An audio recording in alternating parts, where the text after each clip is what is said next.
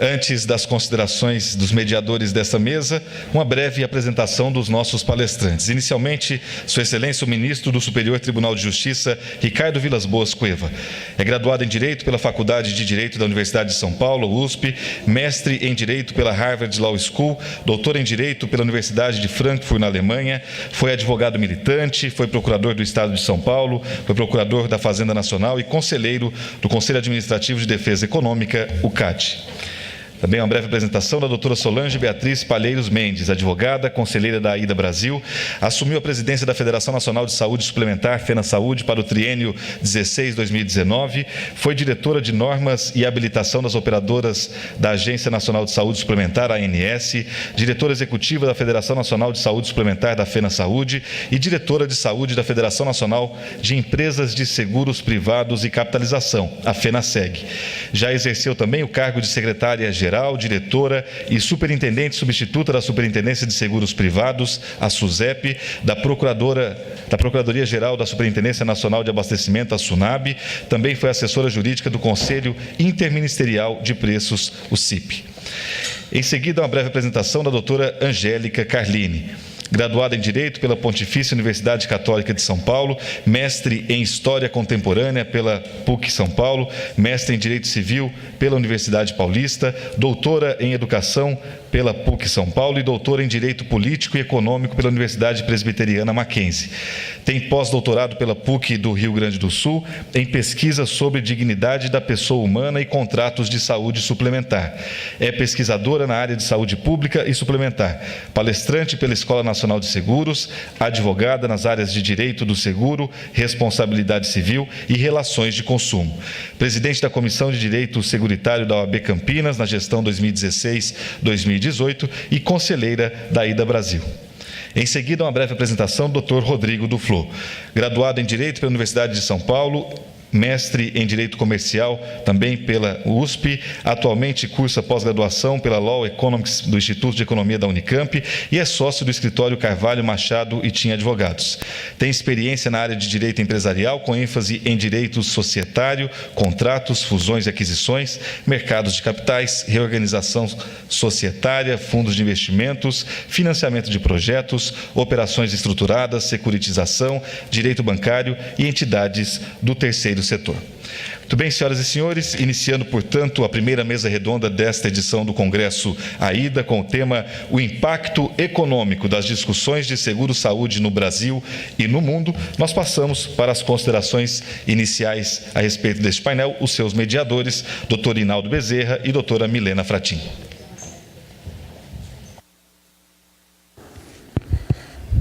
Bom dia a todos.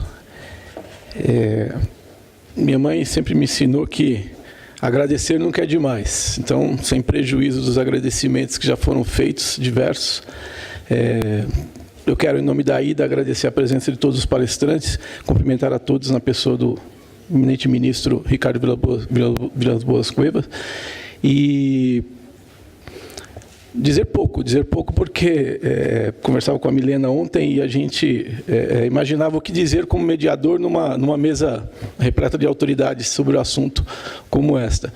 E nós chegamos à conclusão, pelo menos da minha parte, que quanto menos falar, melhor será, né? Então, quero mais uma vez desejar bom dia a todos, que a gente tenha aí um excelente congresso. Sejam todos muito bem-vindos a São Paulo e todos os palestrantes, muito obrigado pela colaboração, pela disponibilidade de trocar ideias aqui com a AIDA. Muito obrigado. Bom dia a todos. Acho que o Inaldo já falou tudo. Eu queria agradecer a todos os membros da mesa. É um orgulho estar aqui, mais um ano, fazendo parte do Congresso, fazendo parte dessa associação que eu tanto adoro e tenho orgulho em participar da AIDA. Aproveitar para convidar todos a participarem do Grupo de Saúde Suplementar, que os debates têm sido enriquecedores e o grupo aumenta a cada dia. Venham participar conosco e, como bem disse o Inaldo, eu não vou tomar muito tempo dos nossos palestrantes, que é enriquecedor o debate que vai ter aqui, e eu aproveito para passar a palavra para o senhor ministro para falar. Eu vou falar sobre um tema de muita urgência, muita relevância, tanto na área de saúde pública como na área de saúde suplementar. que é a judicialização da saúde, como ela afeta os custos dos sistemas de saúde, tanto público como suplementar. E eu vou começar com a área pública, porque não há dados confiáveis, na verdade não há dados compilados sobre os custos relativos à judicialização da saúde na saúde suplementar. Como são várias operadoras, como também há talvez restrições do CAD, a reuniões entre elas, enfim, não há dados, mas há suposição de que os dados do setor público sejam uma proxy, sejam mais ou menos o que acontece no setor privado. No setor público, na área federal, o impacto é dramático. A judicialização custa mais de R$1 bilhão por ano ao Ministério da Saúde e houve um incremento em 6 anos de mais de 1000%. O gráfico é assustador, né? É um gráfico assim que mostra bem em que situação a gente se encontra hoje. Na verdade, isso é referente até 2017, hoje já deve ter aumentado. O mais preocupante e assustador é que desse gasto, quase 90% é relativo a 10 medicamentos, né?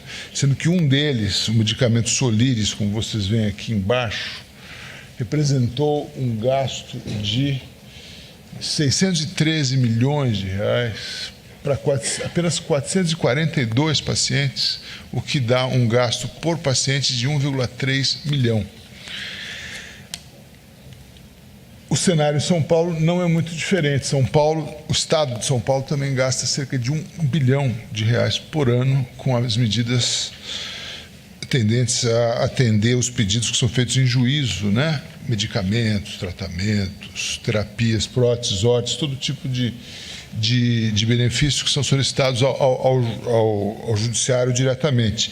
Semana passada saiu uma boa notícia, que aqui no Tribunal de São Paulo já se registra uma diminuição do número de ações e uma diminuição do número de atendimentos judiciais a pedidos feitos. E supõe-se que isso se deva, é um levantamento preliminar, ao uso da mediação e também a uma auditoria das prescrições médicas para ver se elas são realmente necessárias, se correspondem a uma doença efetivamente existente, a um CID adequado. Enfim, alguns cuidados que foram sendo tomados e que já aparentemente produzem efeitos. Um exemplo também, o Estado do Rio Grande do Sul, é muito significativa a judicialização e tem tido também medidas semelhantes, meios alternativos de solução de disputas que permitam que aqueles que pleiteiam os benefícios possam, em vez de pedir diretamente ao juiz, numa fase preliminar, postular esse atendimento ao SUS ou também à saúde suplementar e fornecer ao juiz os meios adequados para a decisão, né? Fazer com que o juiz tenha prontamente uma análise da prescrição médica, que possa contar com pareceres de médicos especializados, que num período razoável, 24 ou 48 horas, possam fundamentar a sua decisão, que é quase sempre uma decisão dramática, né? É comum ouvir as histórias de que são pedidos formulados numa sexta-feira à tarde de alguém que supostamente vai morrer e o juiz, como ser humano,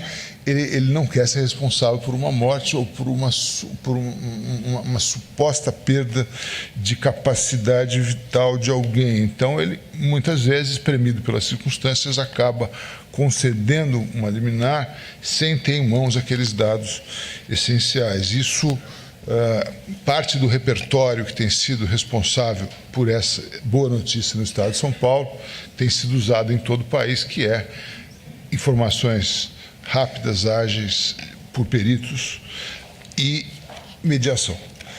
Essa confusão toda, ela nasce em grande parte a partir da Constituição de 88, nos artigos 6º e artigo 196 da Constituição, que dizem que a saúde é um direito de todos e um dever do Estado.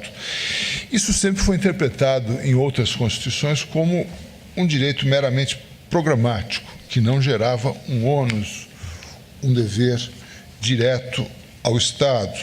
Isso, por um bom tempo, mesmo depois da Constituição de 88, continuou sendo interpretado pela doutrina como um direito social, sem dúvida, de eficácia imediata, não mais programático, mas um direito subjetivo a uma política pública de saúde e não um direito que implicasse uma dimensão prestacional, uma prestação direta, concreta, imediata do Estado. Isso acabou mudando e tem levado a uma intensa judicialização que merece várias críticas, né? A primeira das críticas que tem se feito a esse protagonismo excessivo do judiciário nessa área de política pública de saúde é a questão da falta de legitimidade do juiz para decidir sobre matérias que são de competência, em princípio, do Poder Executivo, né? Se a gente discorda de alguma política pública, pode, na eleição seguinte, não eleger aquele político ou eleger algum outro que proponha uma outra política. O juiz já não pode ser demovido do seu cargo, né?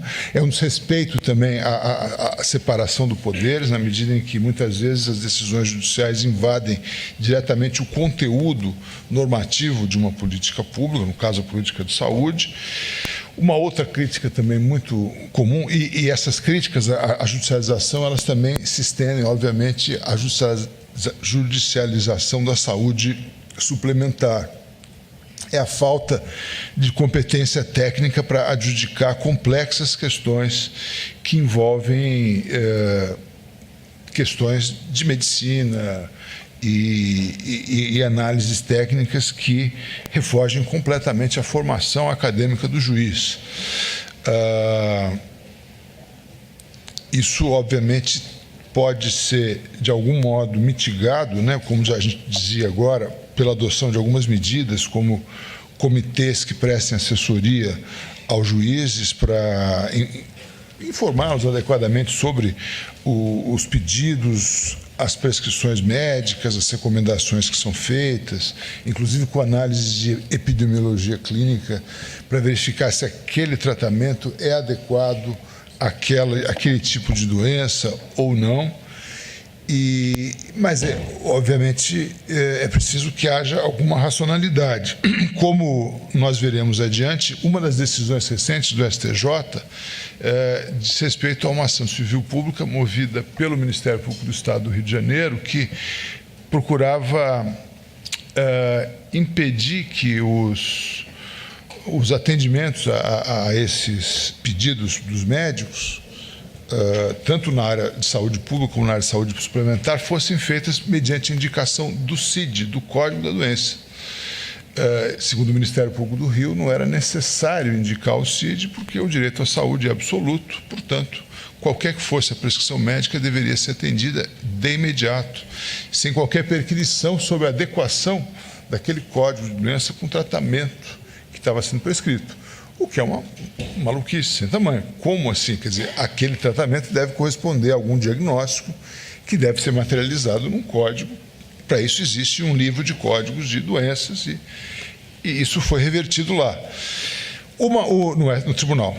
Uma outra crítica também muito pertinente diz respeito à regressividade dessa atuação judicial nessas áreas em que as políticas públicas estão sendo postas em xeque. Frequentemente, são os grupos mais articulados economicamente, mais fortes politicamente também, que acabam tendo acesso ao judiciário, melhores advogados, melhores profissionais, e isso acaba, então, fazendo com que haja um desvio de recursos dos mais pobres, dos mais necessitados, para os mais ricos, para aqueles que são menos carentes.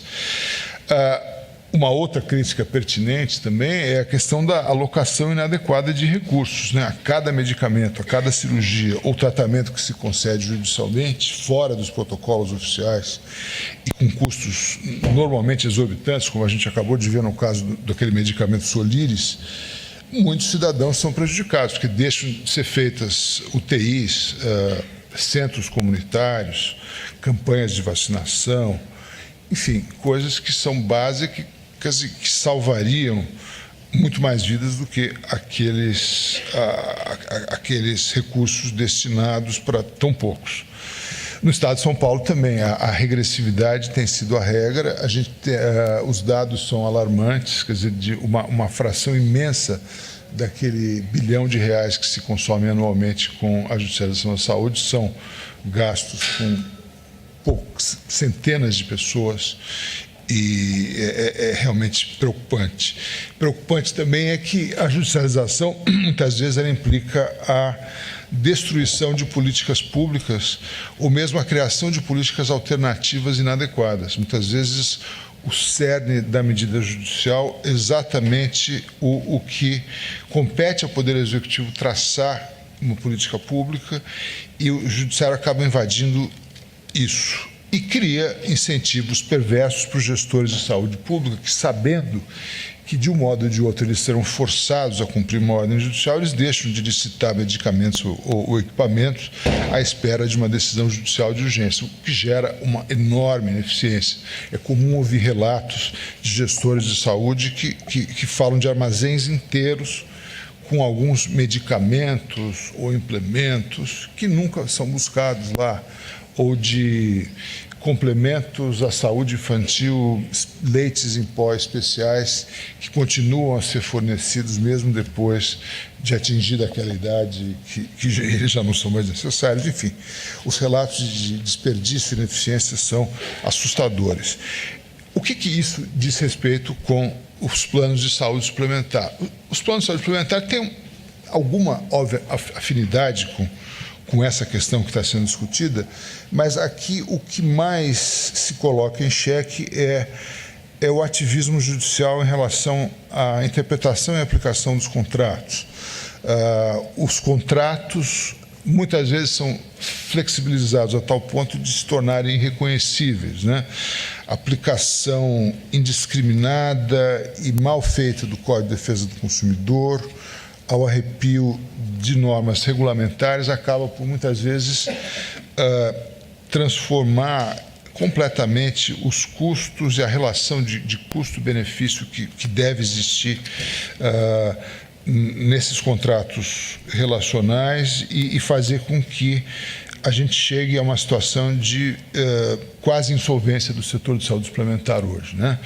A falta de deferência do judiciário às normas expedidas pelas agências reguladoras nessa área e a quebra dos contratos faz com que haja realmente um risco grande de insolvência do setor, como a gente já tem visto aqui em algumas quebras que geram preocupações sistêmicas para todo o país.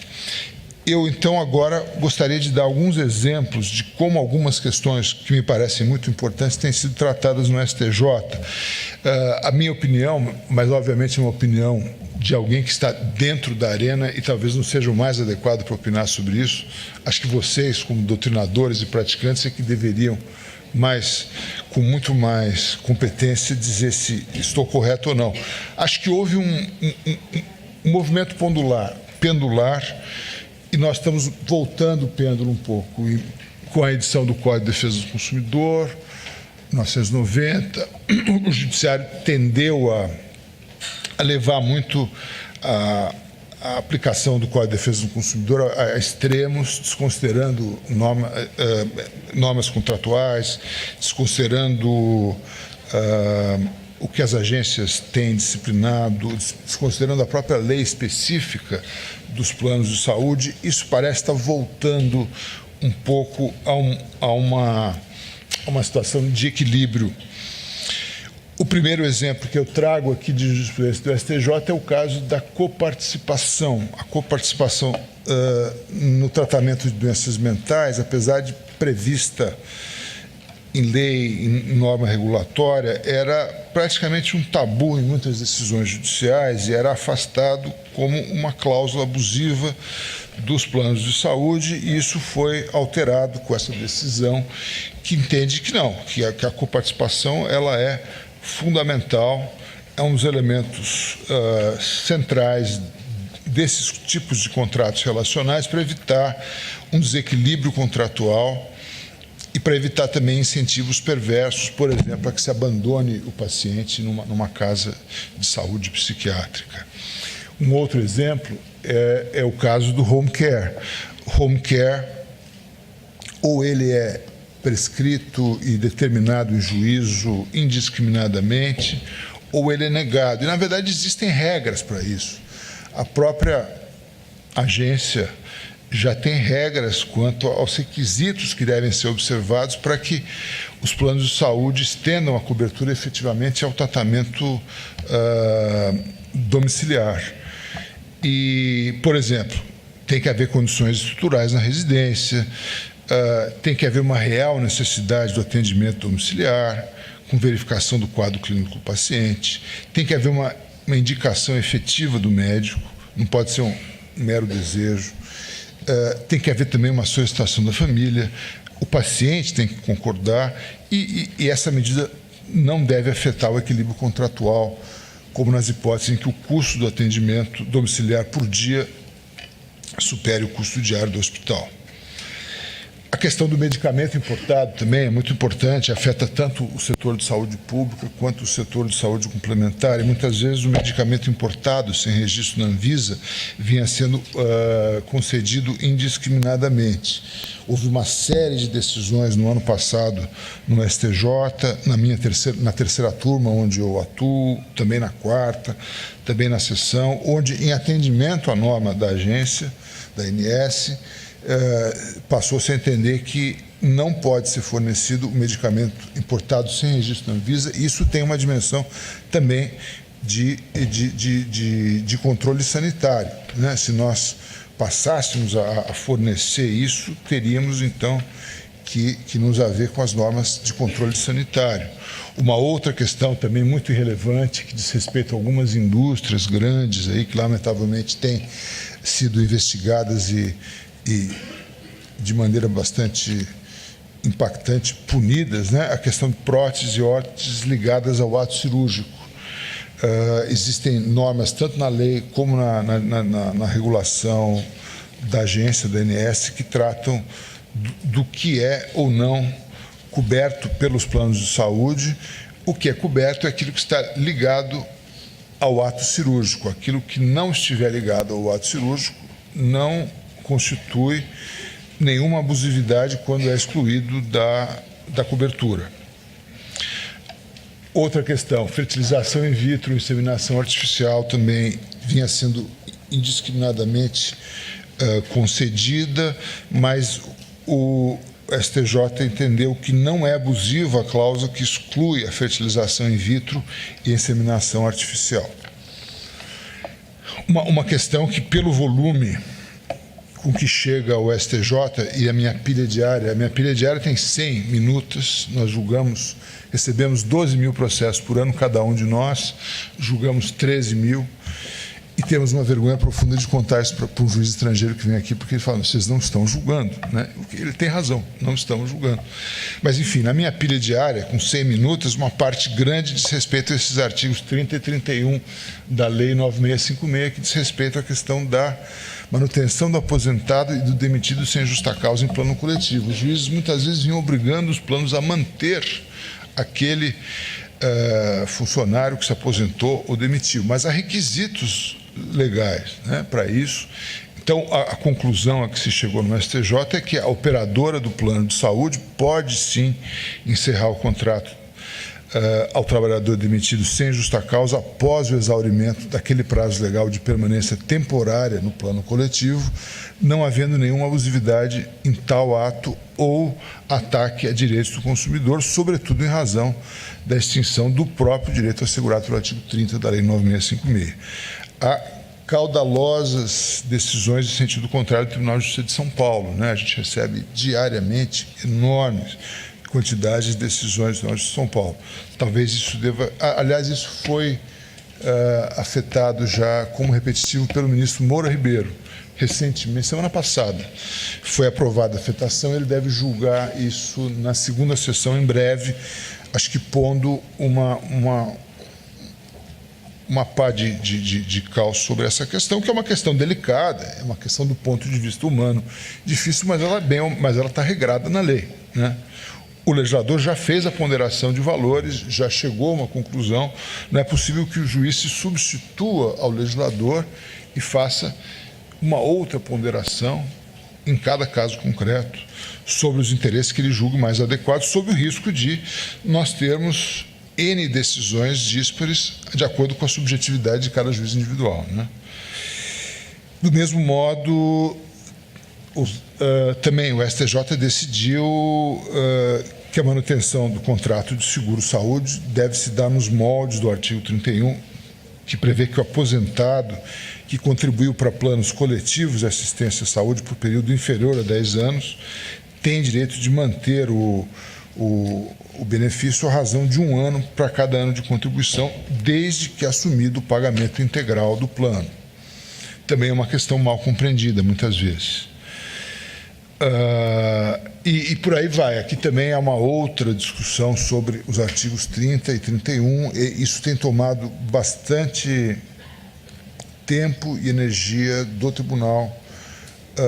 Nesse caso aqui, se demonstra que não há um direito adquirido do aposentado quando a contribuição para o plano foi exclusiva do empregador. Uma outra questão também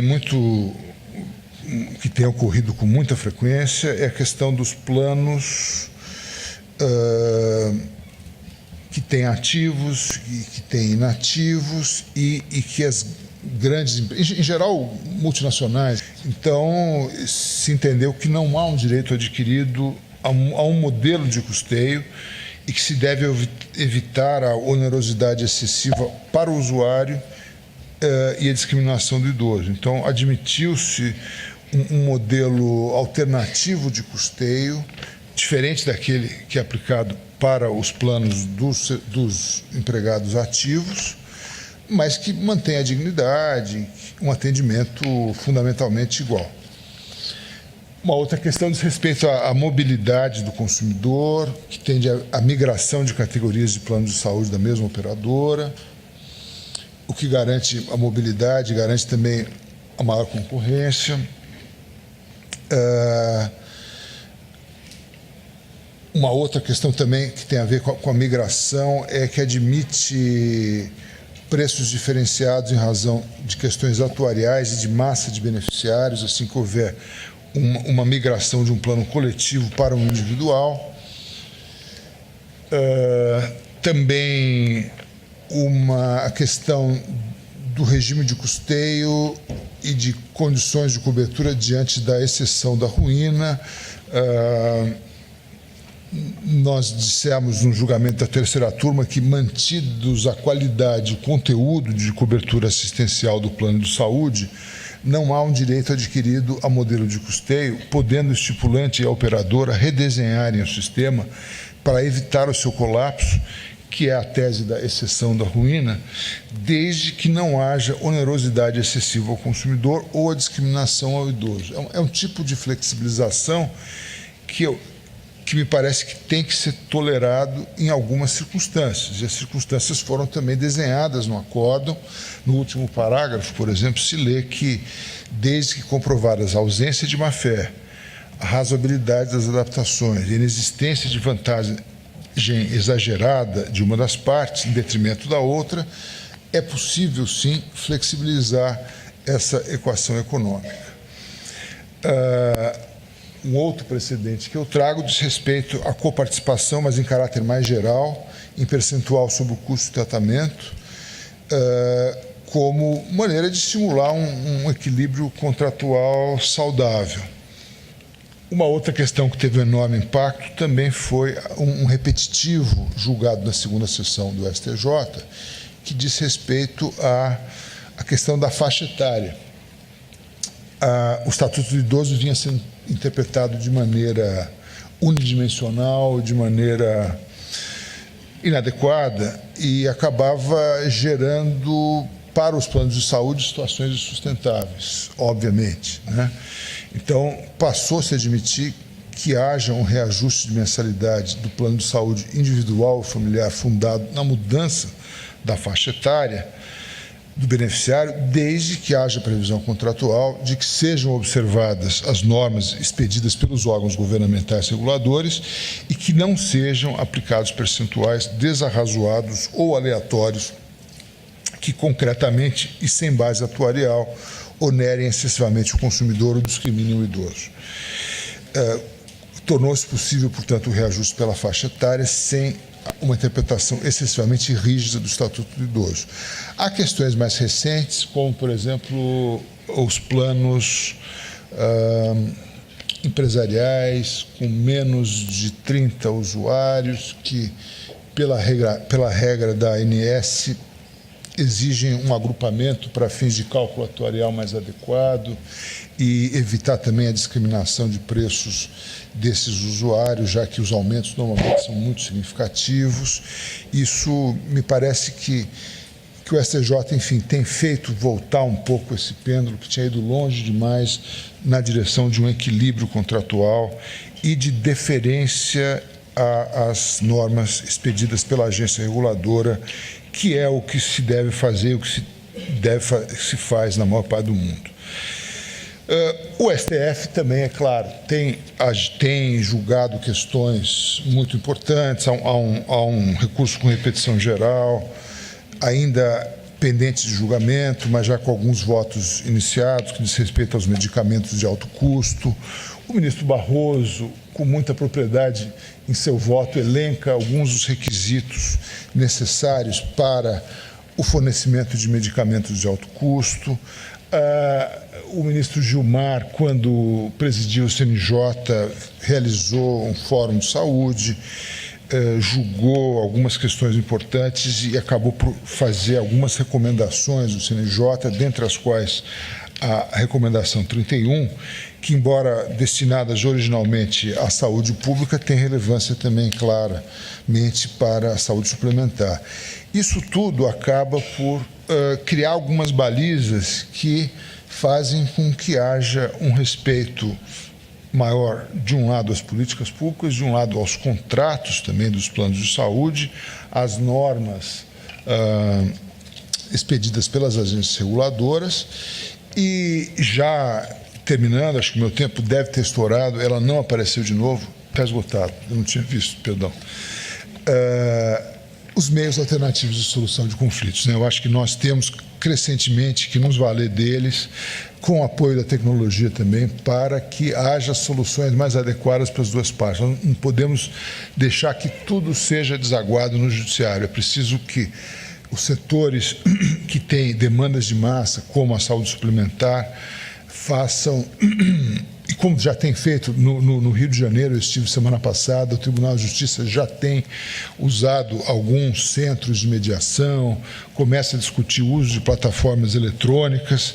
Isso tudo tende a fazer com que as questões mais comezinhas e mais razoáveis, nas quais o consumidor realmente quer resolver o seu problema, possa ter atendida a sua demanda rapidamente e que as empresas, de outra parte, também consigam atender a todas as demandas de maneira adequada, evitando a judicialização, evitando o escalamento de custos e uma espiral de irracionalidade que pode, de fato, comprometer o sistema se nós não obedecermos o contrato e as normas regulamentares. Muito obrigado a todos. Muito obrigado pelas suas palavras, pelas suas considerações.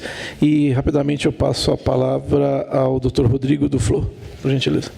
É um prazer imenso estar aqui, um prazer inenarrável. Eu tenho uma difícil missão aqui, que é tentar substituir o meu sócio Luciano Tim à altura. Mas eu já vi que eu estou bem alinhado com o que o ministro mencionou. E a minha missão aqui é, dado o tempo escasso, fazer algumas provocações e para a gente debater, e acho que o intuito é esse mesmo, a gente pensar até um pouquinho fora da caixa em algumas coisas. Bom, o título da minha palestra é Análise Econômica do Direito à Saúde. Tem um passador de slide? Não sei se... Ou eu passo aqui. Passo aí? Tá. Você quer que eu vá? Pronto. Sem fio. Perfeito. Pronto. Bom, mas agora temos dois aqui, então então tá ótimo, perfeito. Bom, vamos lá. Perfeito. Bom, antes de começar aqui, Eu sou advogado, como imagino a maioria dos senhores, né? Meu terno e gravata não me deixam mentir. E só que eu tive uma insatisfação ao longo aí dos anos só com o direito, no sentido de que eu vi que não respondia a todas as minhas perguntas, então eu tenho recorrido à economia. Não respondeu todas, mas ajuda. Algumas coisas acho que ajuda bastante, como eu vou conversar com vocês aqui. Bom, o primeiro ponto que eu queria mencionar é uma questão denominada de realismo jurídico, né? O que é isso? Em linhas gerais, um movimento que surge lá nos Estados Unidos, 1890, 1900. Um dos grandes expoentes é esse cara aqui, o Oliver Wendell Holmes Jr., que ele é um movimento que começa a tentar para os efeitos das decisões, para os impactos das decisões, das leis, né? Então, nesse livro aí, The Path of the Law, né, O Caminho do Direito, ele diz que todos os advogados deveriam procurar compreender a economia, porque a gente considera e pesa os fins legislativos, os meios de alcançá-los e o custo envolvido. Né? Aprendemos que para obter algo é necessário abrir mão de outra coisa. Aprendemos a comparar a vantagem obtida com a vantagem que renunciamos e a saber o que estamos fazendo quando escolhemos. Então, esse foi um movimento que aí tem mais de 100 anos, que talvez aí fundou as bases para algo que está muito em voga hoje com as novas tecnologias, chamado jurimetria. E também tem uma relação aí com Law and Economics, com análise econômica do direito, que é o que eu vou levantar aqui. Então, bom, primeiro ponto, em linha até com o que o ministro palestrou, acho que está bem alinhado aqui, os direitos têm custos. Eu não aprendi isso em 5 anos de Largo São Francisco, eu aprendi várias outras coisas, mas não aprendi que direitos tinham custo, tive que aprender na minha prática de advogado, e imagino que os senhores aí, alguns como gestores de políticas públicas, sofrem desse dilema. Bom, o direito, né, a gente lê artigos da Constituição, e de fato é uma Constituição bastante garantista, e tem uma lógica para ser assim. Não estou julgando aqui se é bom ou ruim, eu estou apenas debatendo e expondo pontos, tá? Então, do ponto de vista econômico, o que a economia nos diz? E aí uma sacada que eu vi do Luiz Felipe Pondé, que é uma ciência triste, porque você estuda economia, você vê, caramba, eu não consigo fazer tudo, eu não tenho orçamento, eu tenho que escolher, ou eu faço isso ou eu faço aquilo. É uma coisa que às vezes né, os advogados, os membros do direito acabam não pensando muito. Claro que são dilemas importantes, não digo aqui que são coisas triviais. Mas a economia nos diz que os recursos à nossa mão são sempre menores do que aquilo que queremos, né? A famosa escassez, regra de ouro. Dizem alguns que aí com o avanço das tecnologias nós teremos talvez no futuro ausência de escassez, uma renda mínima garantida, singularidade. Bom, não vou entrar nesse mérito. O fato é que hoje os recursos são escassos, seja na nossa vida pessoal. Eu imagino que se alguém ganha aqui 1 milhão, se alguém ganha na Mega, vai querer mais dinheiro depois. Então, assim, o homem médio, seja para a economia ou para o direito, trata isso como dado, né? E o Ronald Coase, eu vou falar um pouquinho dele aqui, né? Ele é um cara que surgiu ali, ele tem 2 artigos, na verdade, um de 37 e um de 60. Um é a teoria da firma, né, de 37, e outro é de 1960, o problema do custo social. Artigos clássicos que fizeram dele um ganhador do Prêmio Nobel nos anos 90 e fundador aí, do direito e economia. Então, ele diz que o custo de exercer um direito é sempre a perda sofrida em outro lugar em consequência do exercício desse direito. Bastante óbvio, ou seja, se eu tenho um direito, quem que vai me garantir esse direito? Alguém. Seja ele o Estado, seja, não sei, alguma política pública, mas certamente alguém tem que garantir esse direito e também custeá-lo, né? Bom, tem até uma obra que eu só coloco de referência, do Stephen Holmes e do Cass Sunstein, de Harvard, também ligado a Behavioral Economics, se alguém se interessar, economia comportamental, está muito na moda aí, alguns ganhadores do Nobel, como Richard Thaler aí recentemente em economia, The Cost of Rights, né? Então, os direitos têm custos e mesmo a liberdade depende de tributos, no sentido de que mesmo para eu garantir a minha liberdade de expressão, eu preciso que alguém me garanta essa liberdade, né? Que eu não seja espancado se eu falar algo que venha a contrariar a opinião de outrem. Então, coloco aqui essa obra. E um clássico aqui para a gente pensar, seja você liberal ou não, isso é uma lição econômica. There's no such thing as a free lunch. Quer dizer o quê? Não tem almoço grátis? Sim, não tem almoço grátis porque alguém está pagando se você não está, seja ele o Estado, enfim. Mas, além disso, tem uma noção chamada custo de oportunidade, que é o quê? O custo de eu exercer algo em detrimento de outra coisa. Por exemplo, meu tempo, certo? Todos aqui, o tempo é um exemplo clássico. Tempo, custo de oportunidade. Eu estou aqui e estou muito feliz de estar aqui, é uma grande honra estar ao lado de grandes expoentes aqui na mesa e na plateia. Foi uma escolha, né? Obviamente eu não consigo fazer tudo, deixei de trabalhar em algumas coisas para estar aqui com muito prazer.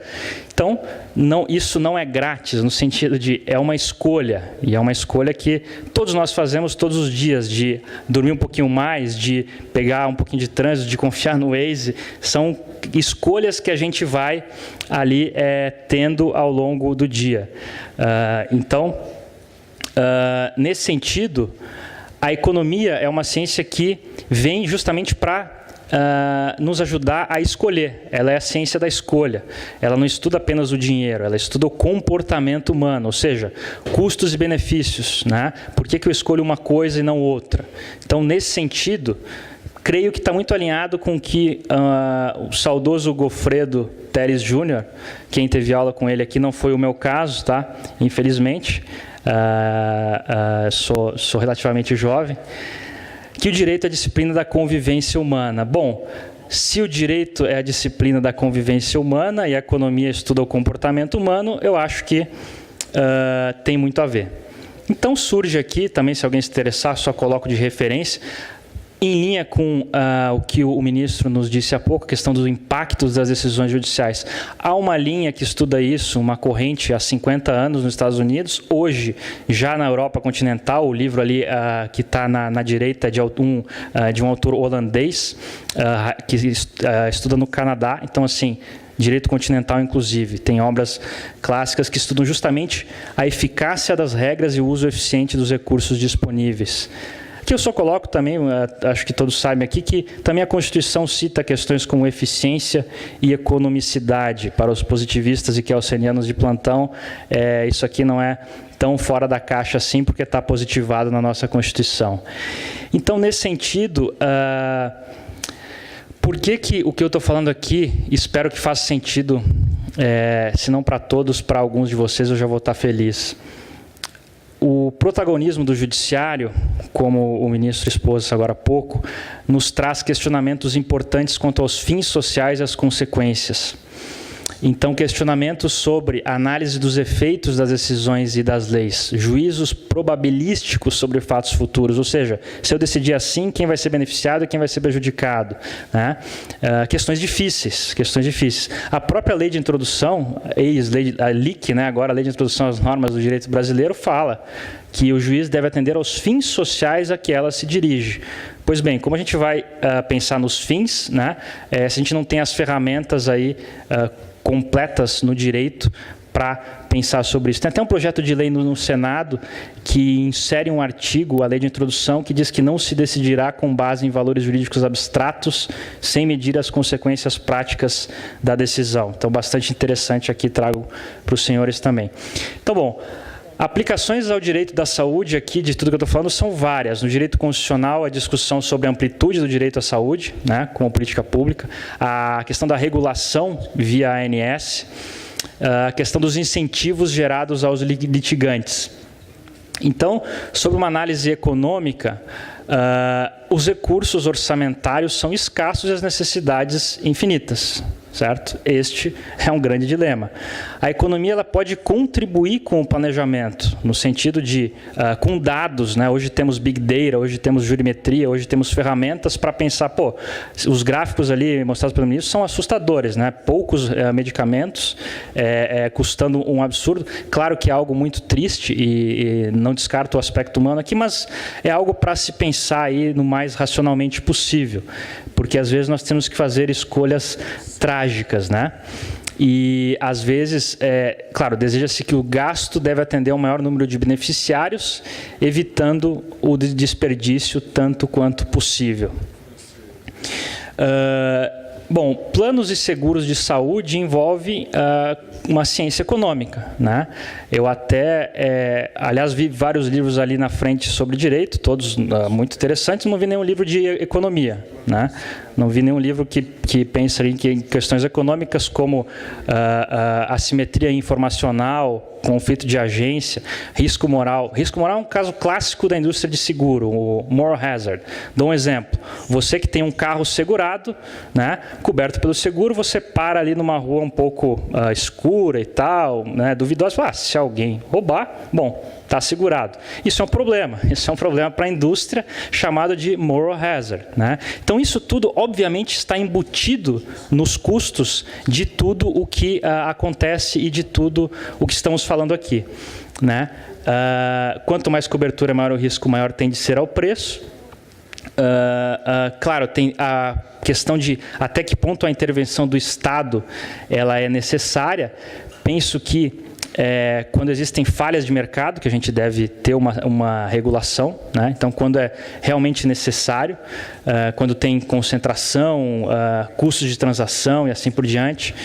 Tem muita coisa aqui que a gente poderia explorar, como teoria da captura, ou seja, alguém que é capturado o regulador é capturado por uma certa indústria e acaba favorecendo um certo setor. Tem estudos sobre isso. George Stigler, desde a década de 70, já fala sobre isso. Riscos de ativismo judicial já foram mencionados aqui, questão dos incentivos. Deixo aqui no ar, como é o primeiro painel, acho que temos essa liberdade poética aí de mais levantar problemas do que soluções. No que o judiciário deve atuar? É difícil dizer, né? Que regulação que deve ser fortalecida? Talvez a da ANS? Talvez, né? Que incentivos que são criados? A gente viu aqui dados, né? O que acontece na prática se a gente souber que a indústria funciona assim, que o judiciário funciona assim? O próprio Virgílio, que não é de Law and Economics, eu tive aula com ele, filho do Zé Afonso, mas nos diz que soluções simples, como a distribuição de remédios de forma desordenada, irracional e individualista, não irão contribuir para a real implementação dos direitos sociais no país. Um artigo dele aí dos anos 2000. Bom, já indo para os meus finalmentes aqui, então, na linha do que foi exposto anteriormente, é claro que decisões judiciais que mantenham a tendência de favorecer os pacientes, né, vai arcar custos para os demais do sistema. Isso é algo bastante óbvio, né? O que acontece com aquele que não pediu o Soliris? É triste, né, realmente. Mas ele não pediu e o sistema todo vai acabar arcando com esse medicamento. É um grande problema. Então, podemos ter saída de players do mercado, aumento de preço nos planos, né? E as próprias operadoras, até onde resistirem, arcam com isso tudo. E as consequências são bastante graves. Bom, aqui é só uma citação final aí do artigo do Coase, não vou ler tudo aqui, mas o ponto é o seguinte, que a gente tem que levar em conta os custos envolvidos, né, para operar os arranjos sociais. Seja quando a gente muda para um sistema para o outro, seja como a gente escolhe um sistema. E isso é uma missão dificílima, não estou falando que é algo fácil, só acho que a gente tem que pensar sobre isso, inclusive fora da caixinha do direito às vezes. Economia é uma ciência que pode ajudar bastante para isso. Para finalizar, o último slide. Resumindo aqui, as pessoas enfrentam trade-offs, ou seja, eu tenho que escolher uma coisa em detrimento de outra. O custo de alguma coisa é aquilo que você desiste para obtê-la, né? Isso aqui são princípios básicos econômicos. As pessoas racionais pensam na margem. O que quer dizer isso? Eu não penso se eu vou... Ontem eu não pensei se eu ia tomar... depois que eu decidi que eu ia tomar vinho, eu não pensei se eu ia tomar uma, duas ou três... Desculpa, eu não pensei se eu tomaria uma taça de vinho ou 10. O que quer dizer isso? Eu penso na margem. Eu vou tomar uma, duas, no máximo 3. Então, as pessoas pensam nessa margem e o seguro lida com isso. No fim, eu tomei duas taças de vinho apenas. E as pessoas reagem a incentivos. Isso aqui olha, incentivos é a palavra mágica aqui que a gente tem que pensar. Eu acho que eventos como esse são fundamentais para isso. Que incentivos são criados ou até desincentivos se a gente tem um cenário como esse narrado pelo ministro? Acho que é algo a se pensar e, como eu disse aqui, a minha missão foi trazer algumas provocações. E, por fim, são escolhas trágicas, são tragic choices. Tem esse livro do Guido Calabrese, de 1978, que ele estuda justamente isso, políticas públicas e as escolhas trágicas. Claro que nós queremos que todos tenham direito à saúde, que todos tenham remédios, que todos tenham tudo que têm direito, mas, infelizmente, é impossível e escolhas trágicas devem ser tomadas. É isso, gente. Obrigado a todos. Rodrigo, muito obrigada. Excelente, eu acho que faz todo mundo pensar um pouco. Agora, para não tomar muito tempo, eu passo a palavra para a doutora Solange. Bom dia a todos. Vou repetir a fala de alguns que me antecederam, no sentido de parabenizar a Aida. A gestão da Aida, principalmente na figura da presidente, a Ana Rita, porque é notório que a cada ano a Aida vem se consolidando no nosso setor, como uma entidade que promove conhecimento, que estimula o debate, né, que agrega nós que participamos do setor. Super parabéns. E também dizer o seguinte, que antes de começar a fala, mas o setor de saúde, ele vive, tudo isso que nós estamos ouvindo aqui, é um enorme dilema, né? E o dilema ele ficou um pouco mais grave, porque os dilemas em saúde sempre existirão. Não é privilégio do Brasil, é do mundo todo, face à inovação tecnológica, a modernidade, os avanços da medicina, o desejo da população, a necessidade da população, mas nós temos um marco legal bastante comprometido, né? É um marco legal confuso, ele teve uma lei que foi aprovada no Congresso, que depois foi modificada, né, virou de cabeça para baixo pelas medidas provisórias subsequentes. Além disso, é extremamente, né, amplia direitos sem pensar nesses custos. Então, hoje nós vivemos assim um grande esforço tentar ter esse equilíbrio. Parabenizo o ministro Cueva e o STJ, porque, com certeza, o tribunal está buscando esse equilíbrio, né? Se vê pelas decisões, hoje eu acho que o judiciário tem caminhado nessa direção, dessa compreensão. Tal o nível de agressões que a racionalidade, né, tem sofrido em função tanto das questões na saúde pública como na privada. Mas, em sede de liminar, ainda temos bastante dificuldades, principalmente porque ali é o caso, né, é o primeiro momento, é alegada a urgência e por aí vai. Mas, ainda na introdução, não comam o meu tempo. Eu vou pedir aqui à Aida que o grupo de estudo em saúde faça um debate sobre a Lei 965, aperfeiçoamentos, não no sentido de uma colcha de retalho, mas o que é que hoje o país, depois de 20 anos, né, diante da sua condição socioeconômica e até de cultural, né, de comportamento, o que hoje nós temos condições de dar o melhor serviço, o melhor financiamento de assistência à saúde à população. Com certeza, a Lei 9656 requer uma revisão geral, né? Não é remendos, ela tem que ser revista, o sistema tem que ser revisto. E não há isenção suficiente, tranquilidade, suficiência para esse debate. Então, eu acho que aqui, esse locus aqui, esse fórum da Aida, é muito propício para que se faça realmente uma discussão honesta, séria e que se objetive ter esses melhores resultados. não será fácil, é muito difícil. Se teve o debate do plano acessível há pouco tempo, vocês todos foram testemunhas de que foi muito ruim, né? Não aproveitou para ninguém aquele debate. Por mais que o ministro da Saúde ele tenha se pautado por esse princípio, né, de que tudo tem um custo, né, ele não foi hábil o suficiente para poder encaminhar bem a discussão e a coisa se perdeu no meio do caminho. Bem, vou começar agora, meu tempo só começa a contar a partir de agora. Deixa eu passar aqui. É melhor, né? Vamos lá. Então, a FenaSaúde, ela... Obrigada. A FenaSaúde, ela representa 18 grupos empresariais e representa aproximadamente 40% do mercado, tanto em receita, beneficiário, como em despesa. Tá? O Brasil, então, nós temos uma participação dos gastos de saúde geral, tanto público quanto privado, na ordem de 9% do PIB. Isso faz um paralelo com a OCDE. Tá? Está vendo a imagem da praia, né?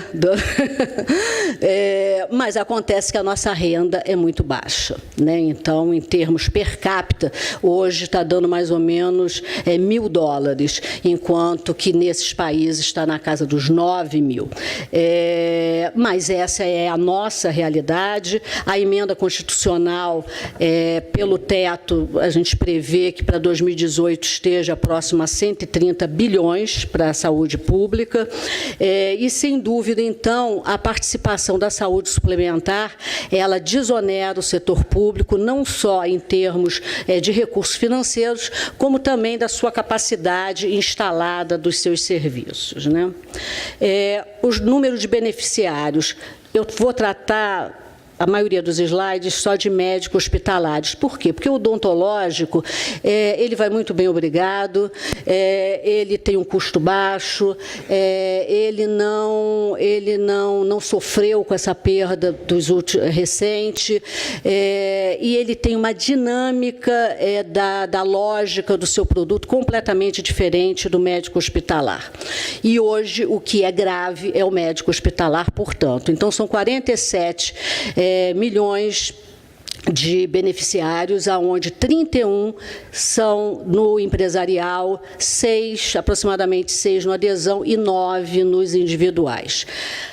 Se ouviu também, ao longo desses últimos anos, se falar dessa queda de perto de 3 milhões de vidas nesses produtos, né, nesse plano médico hospitalar. Até o final de 2014, nós tínhamos uma ascensão no número de beneficiários. Tá? E a queda passou, então, a ocorrer a partir de 2015, chegando ao fundo do poço aqui em agosto de 2017, quando, então, se está tendo uma pequena recuperação. Mas o que é muito bom, porque isso comprova a tese de que, recuperando a economia, recuperando o emprego, há recuperação de acessos a planos de saúde privado. No caso dos individuais, esse não. Esse continua, então, aquilo era no geral, né? Aqui no individual, ele continua caindo. Tá? No empresarial, então, se teve a motivação daquele acréscimo veio puxado pelos planos empresariais e no adesão esse também está caindo, tá? Mas o empresarial vem se recuperando. Então, o número de empresas que atendem a esse número de beneficiários, hoje, são 1.053 operadoras no geral, incluindo, portanto, as 291 mil odontológicas e 762 no médico hospitalar. Saíram do mercado aproximadamente 500 empresas, seja por motivos econômico-financeiros de solvência da própria empresa, seja de governança, seja de estratégia de negócio, mas houve uma perda significativa de número de operadoras. Com relação à receita e despesa desse setor, quer dizer, a sustentabilidade do setor, se vê que ela está bem fragilizada quando a receita de contraprestações, a estimativa é que se feche 2017 com 173 bilhões de reais de arrecadação contra uma despesa assistencial de 145 milhões. Tá? Isso é a expectativa, a projeção agora para o final, para 2017, porque dados mesmo oficiais da agência só se tem até o 3º trimestre. No caso, vocês, pelo visto, estou enxergando, essa daqui está maior, né? O resultado operacional, então, do setor. No ano de 2016, a receita foi de 165 bilhões contra uma despesa e 300 milhões, 165 e 300, contra uma despesa total operacional de 165. Então, o resultado é o quê? 300 milhões. Tá? Ao olharmos para a despesa assistencial, ela correspondeu a 137 bilhões de reais. Tá? Aí se tem as outras despesas administrativas e impostos.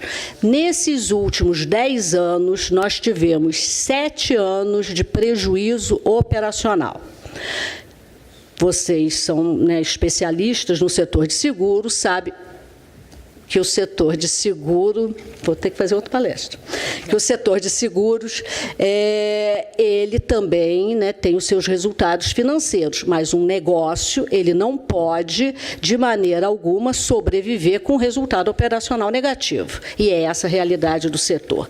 Agora, o mutualismo é entre quem? Né?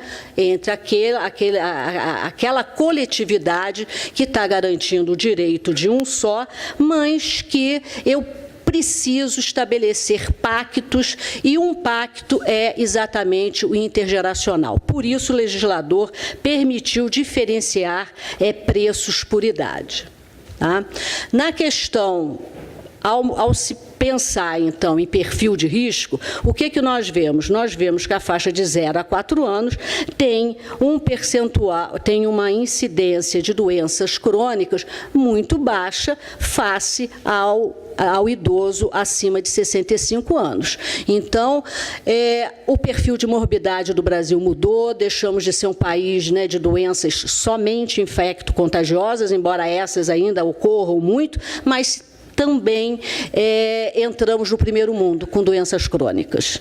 Então, o idoso, ele onera, sim, ele traz um ônus maior. Exatamente, somos uma máquina, a máquina, né, com a idade, ela vai precisando de, né, maior manutenção.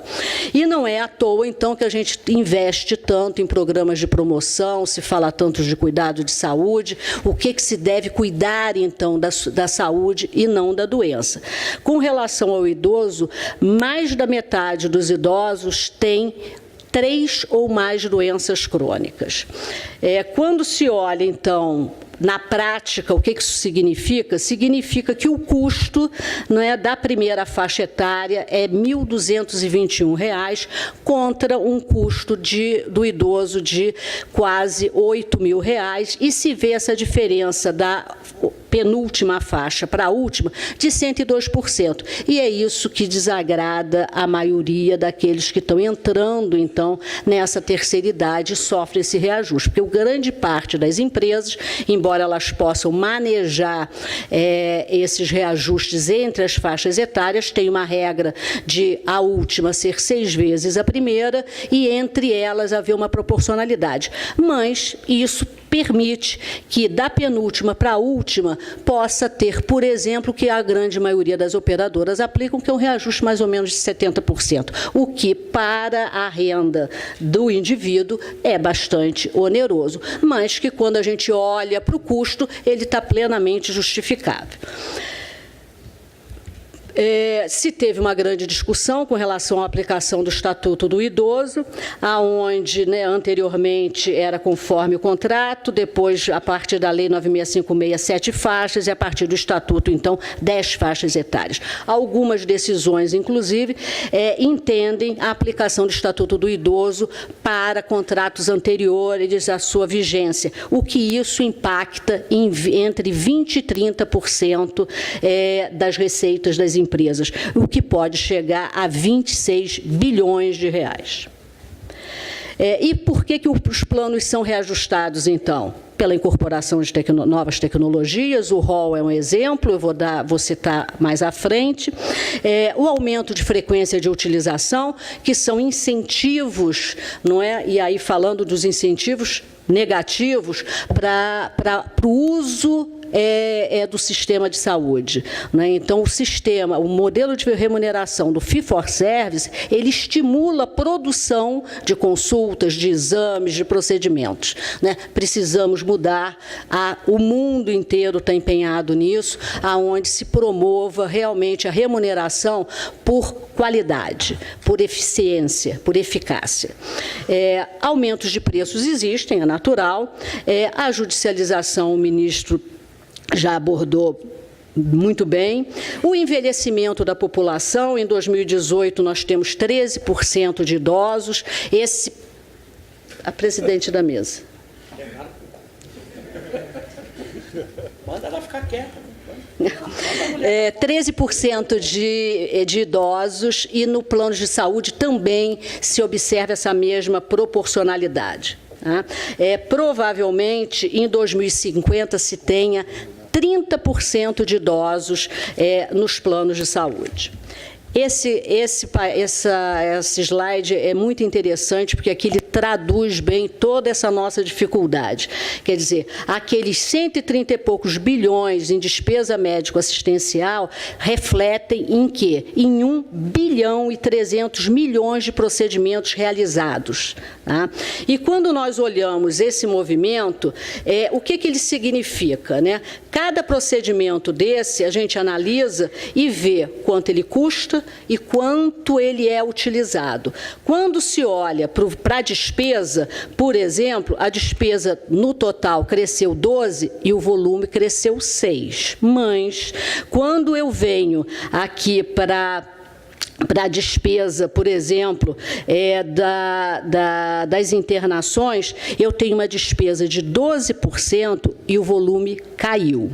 Tá? Em terapias, eu tenho uma despesa de 30% e um volume de 44%. Quando, na verdade, eu vejo que houve um grande acréscimo de volume, que é o que a gente chama de frequência, e, não obstante, tivemos uma perda de 3% dos beneficiários.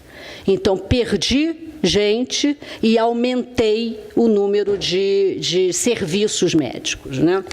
Eu acho que isso é a evidência dessa nossa realidade. Indo para os reajustes, o reajuste, na verdade, do individual é o grande agressor do acesso à população, porque houve um desincentivo para as empresas comercializarem esse produto, já que estavam operando com prejuízo, e isso se deveu, então, aos subreajustes autorizados pela agência, porque não correspondiam à variação de custo incorrido. Esse slide, ele mostra o quanto o reajuste foi aquém do necessário, e, normalmente, a população sempre reivindica um reajuste pelo IPCA.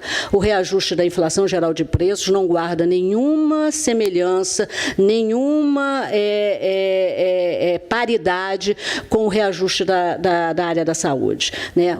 A saúde tem uma inflação, como a gente diz, completamente diferente, porque, inclusive, ela considera o que eu acabei de dizer, que é a frequência. Não basta a variação de preço, e sim quantas vezes aquele procedimento ele é utilizado.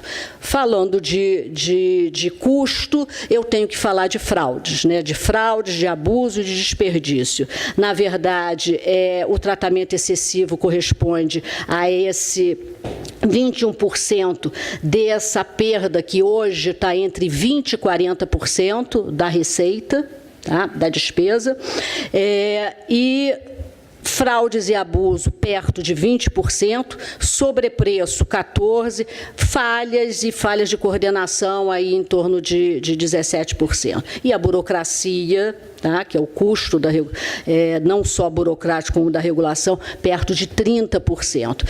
Então, é um setor que precisa também olhar para esse gerenciamento das fraudes, abusos e desperdício. O desperdício pode ter a ver com a gestão da operadora, pode ter a ver com a gestão, o comportamento desses profissionais, mas também se precisa ter regras, regulamentos que deem incentivo para esse controle, quando hoje esses incentivos estão na direção contrária.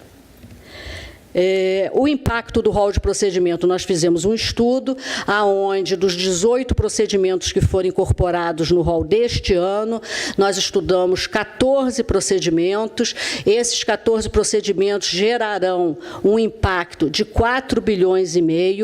Com certeza, esse não é um estudo fechado, com rigor técnico, mas serviu para dar uma amostra do que se pode chegar. Tá? Até porque, essa é a crítica, a agência não faz nenhum estudo nesse sentido. Não há avaliação de tecnologia em saúde para efeito de incorporação no rol. O que é uma avaliação de tecnologia em saúde? Eu tenho que olhar para a custo-efetividade, eu tenho que olhar para a eficácia e eu tenho que olhar para a capacidade orçamentária dessa massa que compra plano de saúde. Tá? Então, como vocês veem, foi incorporado a Fatinib, que é uma droga para câncer de pulmão, um custo anual por paciente de R$ 76 mil. Esse outro, também para câncer de pulmão, R$ 468 mil por ano para um paciente. E o outro para melanoma, R$ 500 mil. Isto foi incorporado. A par dessa questão da incorporação, nós temos o quê? Aquilo que é pleiteado no judiciário extra-rol de procedimentos, né? O que é pleiteado extra-rol de procedimentos o Spinraza, por exemplo, ele tem um custo estimado no primeiro ano de tratamento de R$ 2.300.000 no primeiro ano. Depois, a partir dos anos, ele vem caindo o seu custo.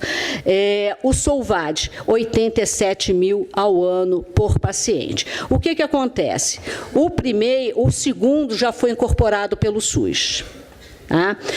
Mas o rol de procedimentos não incorporou nenhum destes dois até agora. Mas, não obstante isso, pelo fato do SUS ter incorporado, pelo fato da Anvisa ter registrado, as decisões, muitas delas, obrigam as operadoras a essa cobertura. E aqui é um exemplo que todo evento a gente dá, porque ele é muito significativo para essa questão da interpretação do rol de procedimento, que é o caso do SPA da Bahia, né? O SPA da Bahia é um entendimento de que... Oi? No Estado, né? Exatamente. Porque para tratamento de obesidade... Oi, está conseguindo, né? Não, eu ia complementar dizendo que agora nós estamos conseguindo reverter, mas, não obstante, este SPA conseguiu... Mudou de nome e hoje ele é uma clínica médica. Então, está tentando... caçar esse registro, porque ele é verdadeiramente um SPA. A última agora é uma jovem de 16 anos que está com um pedido de cobertura, nós fomos obrigados a cobrir, por 6 meses. Tá? Bem, que mais? Correndo. Esse outro aí, deixa eu ver aqui, se eu estou sem ele, não consigo ler. Esses são das duas drogas que não estão cobertas, então. É que eu não leio para lá. O óculos não dá para ler. Não faço passar vexame, não enxergo. Aqui eu trouxe, só vou reiterar o que o ministro já colocou, algumas decisões mais recentes, essa de medicamento sem registro na Anvisa, que é uma decisão, então, do STJ, dela. Não estou com ela aqui, está aqui. Essa aqui, que é a 854, STJ de medicamentos sem registro na Anvisa. É do STJ essa? STJ. É STJ mesmo. De afastar, então, aqueles pedidos de cobertura sem registro na Anvisa. O que restou, que ainda está para decisão em outros casos, é no caso do off-label, né? Quer dizer, ele tem o registro, mas não para aquela finalidade que está sendo pleiteado. No outro caso, é o das faixas etárias, que o ministro também já relatou, e aposentado e demitido, então, que tem mais de 900 ações, decisões favoráveis, tá? Mas se nós temos 900 favoráveis, vocês imaginem quantas desfavoráveis também nós temos. Mas se confia que a decisão agora venha realmente a colocar uma pedra, uma pá de cal nesse assunto. E, portanto, então, chegando à conclusão, o que se vê? Houve restrição de acesso, seja porque não há oferta de individual, pelas razões que eu já coloquei, seja porque o preço afasta, inibe, impede o acesso de uma grande parte da população à saúde suplementar, aumento de preços indistintamente, não só do plano, mas também dos próprios procedimentos. No setor público, o ministro e o secretário de São Paulo, eles trazem sempre à luz essa questão, que uma decisão liminar faz com que eles tenham que comprar a preços exorbitantes aquilo que eles poderiam comprar no processo licitatório a um custo economicamente razoável e justo, né? Então gera um aumento de preços em toda a cadeia e desequilíbrio econômico-financeiro para as empresas. Por quê?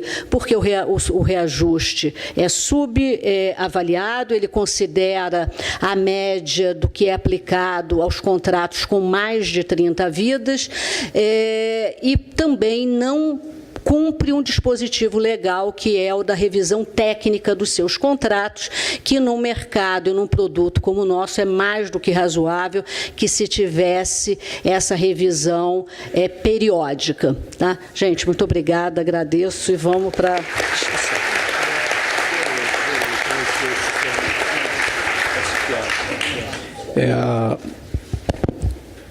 Os dados são de grandeza e de suma importância a ponto de ser impossível caçar a palavra ou limitar a palavra da Solange. Impossível. Então, obrigado, Solange. Agora, com a palavra, por gentileza, a doutora Angélica Carlini, minha querida amiga e nossa professora. Muitíssimo bom dia a todos e todas. Eu quero dizer da minha grande alegria de ver mais um congresso da IDA lotado. Não tive a oportunidade de estar o ano passado, cumpri um compromisso fora e não pude estar. Foi a primeira vez que eu faltei num congresso da IDA e estava muito ansiosa para ver esse ano. Parabenizar a Ana Rita, a Petraroli, a toda a sua diretoria, por essa magnífica gestão nesses 2 anos, que tantas novas luzes trouxe para a IDA. Importantíssimo isso, mas quero fazer uma correção à fala da doutora Ana Rita aqui no começo, quando fez referência à Escola Nacional de Seguros na minha pessoa. A pessoa mais correta para a gente fazer essa referência hoje é a professora Liliana Caldeira, que está aqui, e se alguém tem a cara da Escola Nacional de Seguros nesse país, é você, Liliana. Por isso, a correção é mais do que justa. Quero cumprimentar a minha querida amiga, a professora doutora Milena Fratin, que coordena o nosso grupo, com todas as dificuldades que eu pessoalmente crio para ela, porque não vou, prometo entregar as coisas, não faço, depois faço na última hora e tal, e ela tem a maior paciência. A Milena, você sabe, a gente está sempre junto. Cumprimentar o ministro Cueva, agradecer pela presença dele entre nós. Rodrigo, adorei suas provocações econômicas. Acho que a gente faz esse trajeto razoavelmente juntos. Eu, depois do direito, fui estudar um pouco de economia, não com a profundidade que o colega estudou, é evidente. E vou te dar uma dica. Também não vai dar conta, a economia não vai te sossegar. Um pouco mais para frente você vai sentir a necessidade do que eu estudo atualmente, que é a gestão. E principalmente a gestão em rede, a gestão em compartilhamento, que é o que eu tenho estudado agora, muito graças também ao mestrado em administração da Unip, onde eu tenho cometido algumas aulas.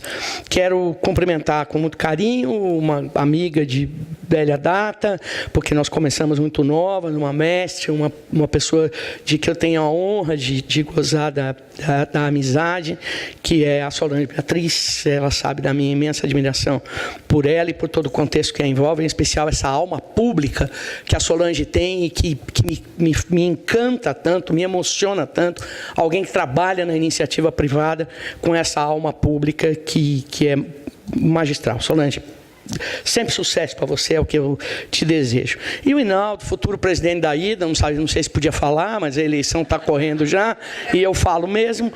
Se não é para saber, não me conte. Se contar, eu falo.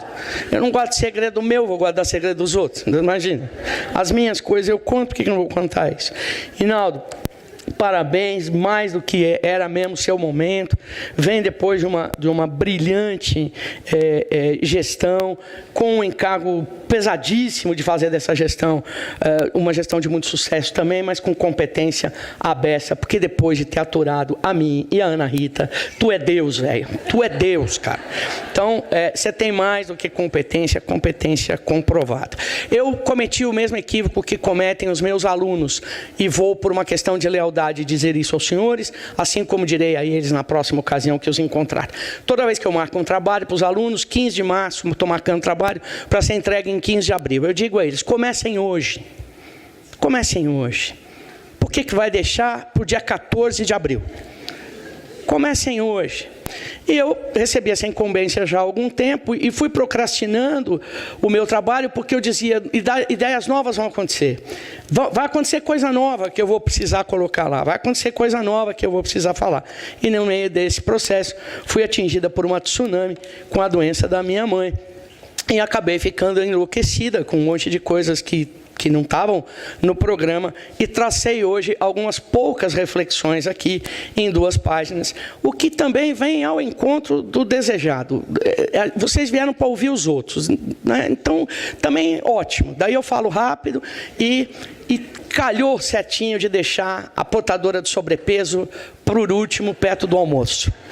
É a certeza de que eu serei prática, rápida, objetiva, e tudo estará tranquilo. Até porque, como eu pretendo ser um pouco mais contundente e cirúrgica, é bom mesmo que eu fale e saia muito rápido. Até porque a Solange não vai gostar de algumas coisas e é melhor que eu saia, e por isso que eu já falei, a nossa amizade vai prevalecer, tá, Solange? Mas eu sei que você vai ficar brava. Eu fiz pós-doutorado em Constitucional. Depois de ter estudado Direito Civil a vida inteira, eu cheguei à conclusão que não me bastava e fui fazer meu pós-doutoramento em Direito Constitucional com um mago do Direito Constitucional, professor Ingo Wolfgang Sallet. E descobri lá, como vocês também já sabem, que a atividade de saúde suplementar é prevista na Constituição Federal, veja você, e que, portanto, isso traduz numa hermenêutica rudimentar, isso traduz que há um interesse do Estado nessa atividade. Não houvesse interesse do Estado, a atividade de saúde suplementar não estaria na Constituição Federal. Esse é o meu primeiro pressuposto. O meu segundo pressuposto, e também de ordem constitucional, é que o papel da Agência Nacional de Saúde Suplementar deve estar em consonância com o artigo que foi mencionado aqui pelo doutor Rodrigo, artigo 37, que traz lá os princípios fundamentais da administração pública, que os meus alunos chamam de LIMP, porque depois eles vão prestar concurso, então eles já chamam os artigos, os princípios de LIMP. De fato, legalidade, impessoalidade, moralidade, publicidade. O LIMP não tinha o E final, depois veio a reforma constitucional, a emenda constitucional, que facilitou a vida dos meus alunos, porque agora o LIMP tem um E, que é o E da eficiência. Um princípio que, em hipótese nenhuma, podia ser princípio, porque eficiência ou você prova que tem, ou você não escreve em lugar nenhum. Eficiência não precisa escrever. Estou errada, professora Patrícia. Não. não estou errado, nós duas sabemos disso, já conversamos a esse respeito. Não, eficiência não precisa escrever, eficiência é o parte-pri do Estado, é o pressuposto do Estado. Estado que não é eficiente, bem, não merece existir, tem que ser trocado por outra forma de pensar. Assim fizeram muitos outros antes de nós. O final do absolutismo foi isso. A burguesia queria a busca da eficiência, não tinha busca da eficiência, o que fez? Derruba essa monarquia absolutista e vamos tentar fazer alguma outra coisa, alguma coisa parecida com monarquia constitucional, em alguns momentos, em outros parecidos simplesmente com Constituição Federal. Agora, para ser eficiente, uma agência precisa obrigatoriamente proteger 3 aspectos. Me corrija o professor Rodrigo se eu estiver errado. A concorrência. É o primeiro papel da agência, proteger a concorrência. A segunda é proteger o consumidor, mas de forma coletiva. Não protege o consumidor individualmente, porque daí já não é eficiência. Porque para proteger o consumidor individualmente, tem o PROCON. Tem todo o sistema de proteção do consumidor. Vai fazer retrabalho? Você vai fazer retrabalho com dinheiro público? Pergunte se eu quero, como contribuinte. Pergunte se os senhores querem. Pergunte se a sociedade lá fora quer. Não, não quer. Então a agência não poderia, em hipótese nenhuma, fazer atendimento individualizado, mas faz. E o terceiro aspecto, além de proteger a concorrência, proteger o consumidor, é proteger o chamado equilíbrio de mercado. O que é equilíbrio de mercado? Não é tabelamento de preço nem de restrição de oferta. A gente sabe o quanto nos custou caro fazer tabelamento de preço. Ainda que na mesa com alguém que contribuiu para isso, mas que trabalhou. Solange, eu te amo, você sabe disso, mas algumas coisas precisam ser ditas. Nós não podemos fazer tabelamento de preço e não podemos fazer restrição de oferta. Não é assim que se faz equilíbrio de mercado. Como se faz equilíbrio de mercado? Me parece, agora estudando gestão, que é garantindo que toda a cadeia de produção, ou cadeia de suprimentos, ou supply chain, como é chamado agora, atue com equilíbrio, transparência e isonomia. Nós precisamos mexer na cadeia de suprimentos. No setor de saúde suplementar, a ANS faz um importante trabalho, mas tem espaço para melhorar. Em todas as áreas que a gente olhar, tem muito espaço para melhorar. Para melhorar é preciso, em primeiro lugar, vamos fazer a aplicabilidade da eficiência. E adotar a eficiência, praticar a eficiência, significa, no mínimo, fazer análise prévia de impacto regulatório a que se referia a doutora Solange ainda há pouco. Eu não consigo admitir que a Agência Nacional de Saúde Suplementar não conheça previamente o impacto de suas decisões no âmbito econômico e no âmbito técnico, porque muitas vezes o que ela determina no âmbito técnico é impossível de cumprir. Quantos neuropediatras os senhores acham que existem no Maranhão? Nenhum. Até onde eu conhecia. Pode ser que agora tenha 1, ou 2, ou 10. Mas mesmo assim, nunca é suficiente para atender 5 minutos. Eu termino, juro para você. Eu vou ser a única educadinha da mesa, você vai ver. Eu estou com uma fome. Esse negócio de congresso que não tem coffee break de manhã, Ana, pô, pelo amor de Deus, eu e o Marcelo, a gente não vem mais, com certeza. Nem o Cláudio Ribas, a gente não vem mais, não. Eu não consigo entender como é que não se faz análise prévia de impacto regulatório, nem para saber o quanto isso vai custar. A doutora Solange deu aqui o exemplo que me faltava, os 4,5 bilhões de uma coisa que a agência não sabia quanto ia custar, e nem tampouco do ponto de vista técnico.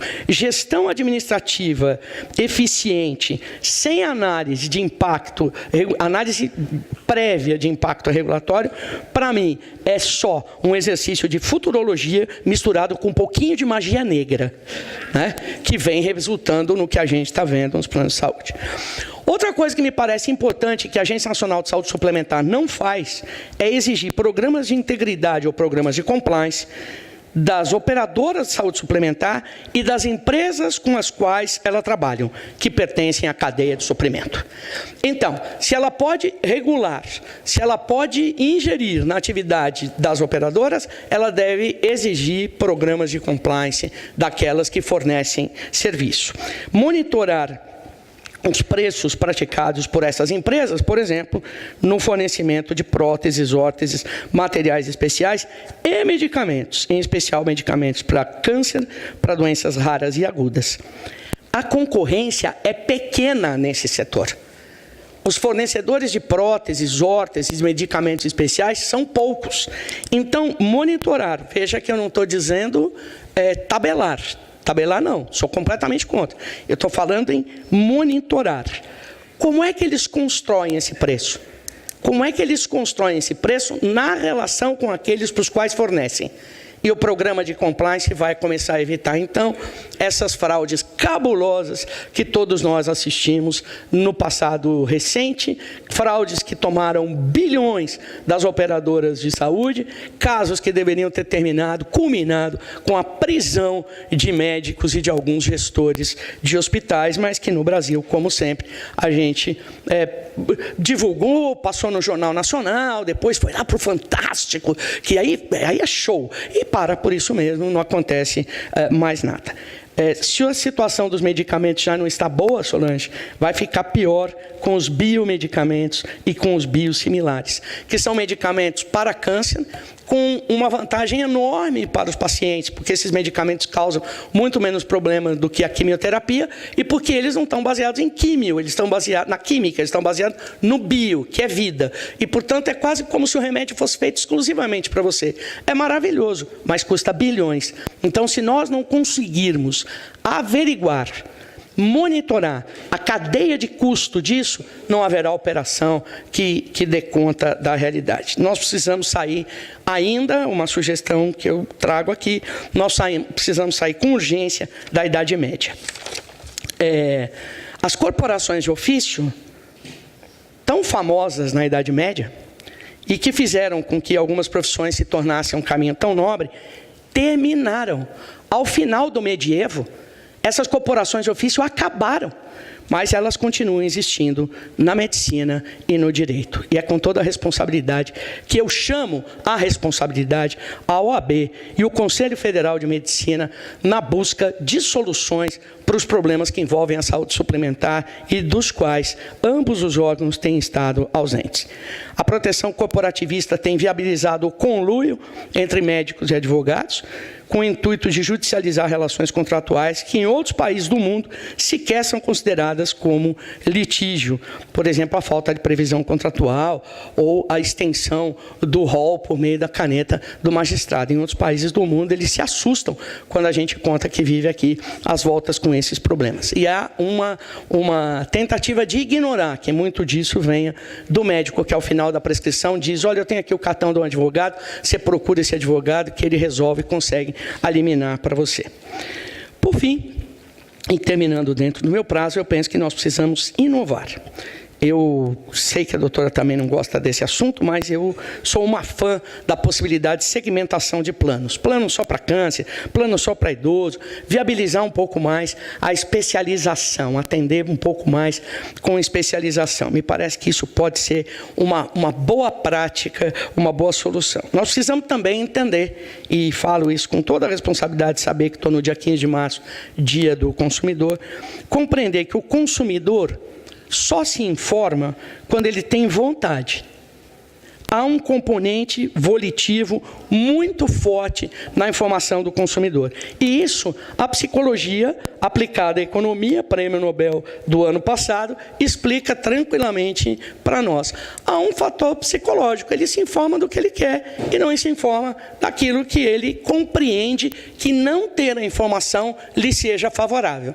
Eletroeletrônicos, todo mundo se informa, sabe muito bem, a ponto de olhar de longe, do outro lado da mesa do restaurante, o seu celular e falar: nossa, você ainda tem um GP2S 44C3? E você que tem esse telefone há alguns anos e nem sabia que ele era um GPS 44C2.3, diz: ah, mas eu me adaptei muito bem.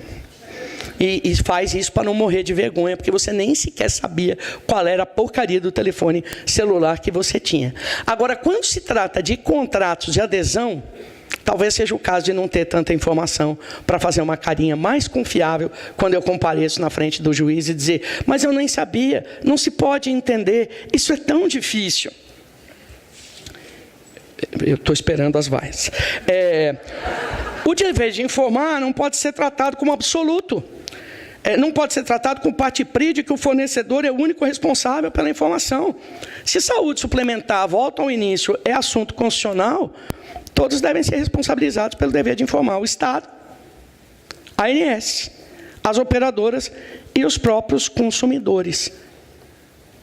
As entidades de defesa do consumidor, mais do que reclamar da prestação que supostamente não é eficiente, deveriam se empenhar verdadeiramente em informar o consumidor sobre algumas coisas básicas, do tipo, não está no rol, não está no mundo.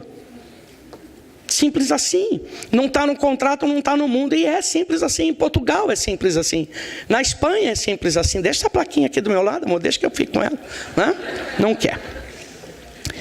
Nós precisamos discutir finalmente, eu estou acabando, prometo, nós precisamos discutir finalmente cuidados paliativos. Nós precisamos aprender a morrer.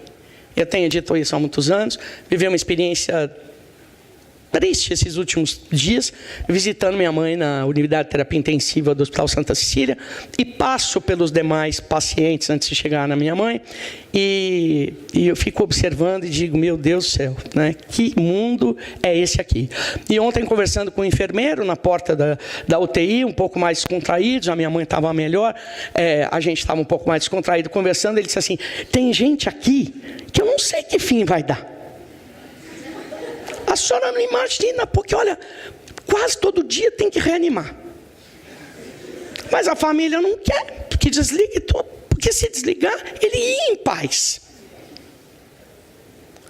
Você não desligando minha mãe, que a gente acha que as chances ainda são muito boas, você vai desligando aí, amigo, né? Ele falou, não, mas não pode. Não pode. Nós precisamos estudar cuidados paliativos. Eu tenho estudado sobre isso, tenho conversado sobre isso com muitas pessoas. Hoje existem técnicas sensacionais de cuidados paliativos, principalmente para os idosos. Para aqueles para cima de 80, 90 anos, para os quais não se haja mais nenhuma expectativa, a não ser conservar numa máquina que faz tudo aquilo que ele já não consegue mais fazer com autonomia. Nós precisamos ter coragem de trazer esse assunto para o mundo do direito. Para concluir, eu queria dizer que não há conclusão. Alguém que faz essa confusão toda, claro, não vai concluir. Mas eu quero chamar a atenção de que não há conclusão, principalmente porque eu sinto falta de interlocutores nesse debate.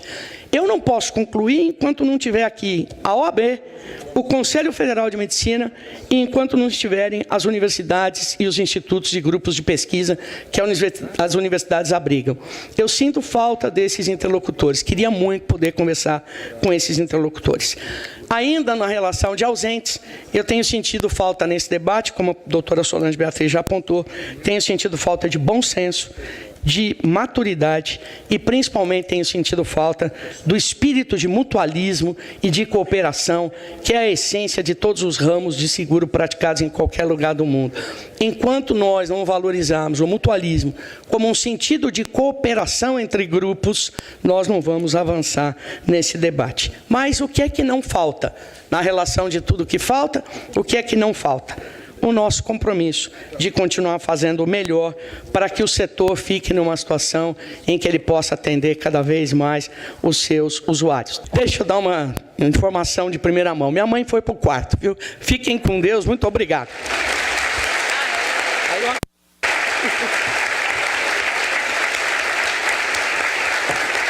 Estou no painel amanhã.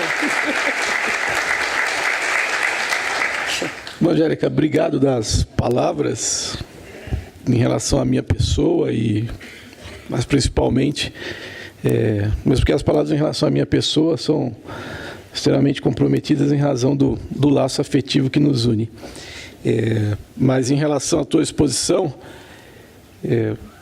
eu vou dizer que, lembrando um pouco de Roberto Carlos, para seguir na tua linha de encerramento, lembrando um pouco de Roberto Carlos, ele diria que são tantas emoções, enquanto eu vou dizer que são tantas inquietações, após ouvir todas as palavras, né? E essas inquietações, eu penso que a gente pode tentar resolvê-las através do diálogo, né?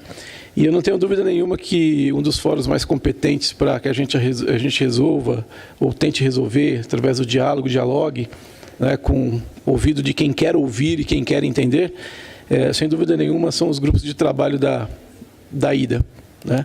E principalmente, penso eu, da IDA Brasil, que é uma das mais participativas no mundo, não tenho dúvida nenhuma, né?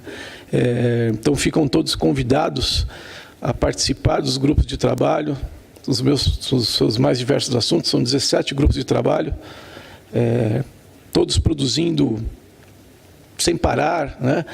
Produzindo livro, artigos, reuniões mensais, bimestrais, reuniões com 30, 40 pessoas, numa sala super apertada, né?